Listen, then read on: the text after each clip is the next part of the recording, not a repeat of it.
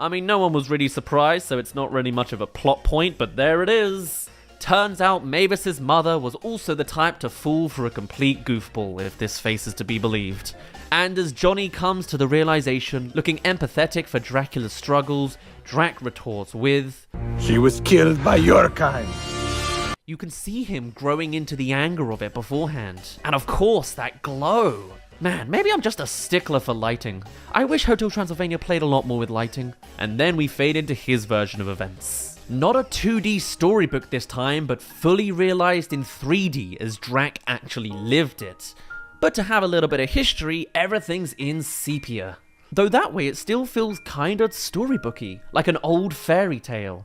And now we see the castle a bit more glum, aiming up at the 2D silhouette of the vampires in the window, now for some other parallels, amongst a mob of fire-wielding humans. Honey?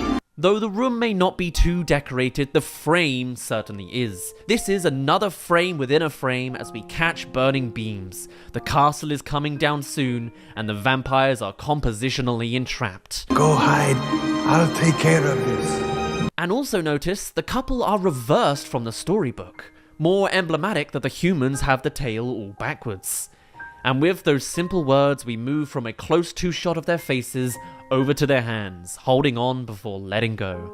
Another marker of their love and the sever this action will bring. Vampire! And the whole moment is even in slow-mo, as if reliving it in a bottle as Drac returns to the memory again after seemingly thousands of times. Or just because it all moved on so fast. We can see Drac try to talk to the mob and come to a diplomatic solution, only for it to all come to a head off screen. Drac turns to the side and we fade to just her hand. Martha!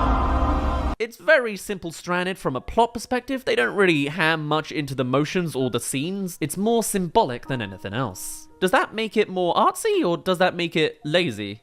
Perhaps this scene was more emblematic of the future of this franchise anyway, as even here the plot is minimalized and only implied for the sake of its young audience, I guess? Or just the fact that it didn't want to go there. And in expanding the sequel to just be Hotel Transylvania, but more, perhaps this is one of the very elements that got stretched to the furthest degree. A plot that is simple, predictable, and not deepened any further.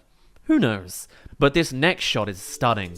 A castle on fire, sparking the whole sky in red as our vampire stands watching, silhouetted in brightness now as his cape makes him the darkness. They are the real monsters.